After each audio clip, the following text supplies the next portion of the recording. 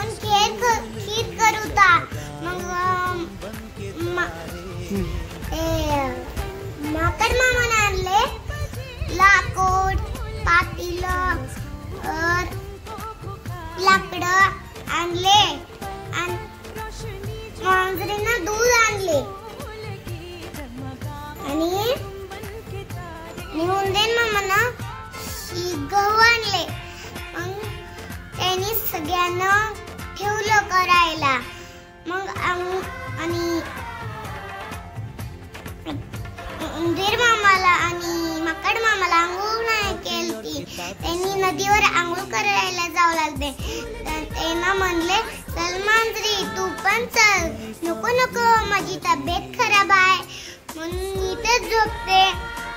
मग तिनं त्या पातेल्याच्या जवळ आली आणि ती पातेल्याचं ढक्कन खोलली. तिनं वास घेऊन बघितली.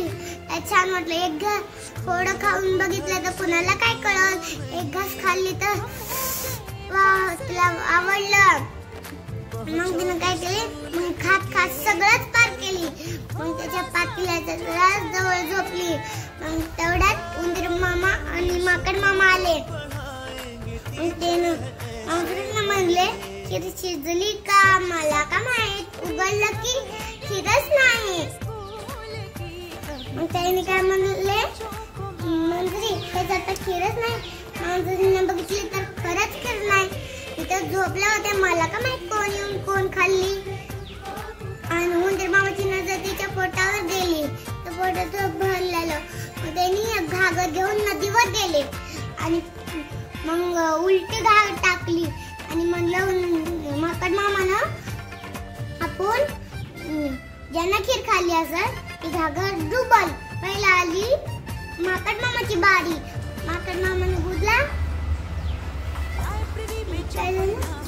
माकड मामा आले. हा माकड मामाची बारी आली. माकड मामा काय म्हणला अगं घागरे मी खीर खाल्ली असली तर डूब डूब. घागर नाही डुबली. मग त्यानं बाहेर उडी मारली आणि ऊन आली उंदीर मामाची बारी. मग उंदीर मामानं टाकली उडी डोंगरवरी खाली नदी खाली.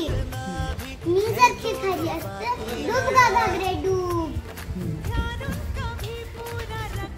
काय झालं डुबली नाही घागर. उंदीर मामानं बाहेर उडी टाकली.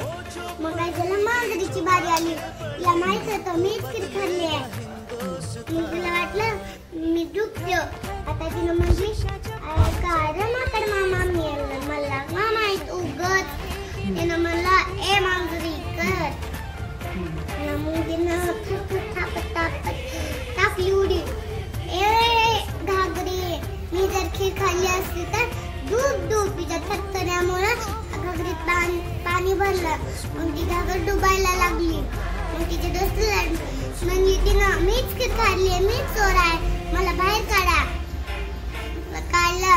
तिला म्हणले की आता कधी भी चोरी करायची नाही. तिनं म्हणली हो. मग त्याने आजूक आणले. मग त्यांनी डबल खीर केली आणि आजूक डबल करून खाल्ले. छान. टाळ्या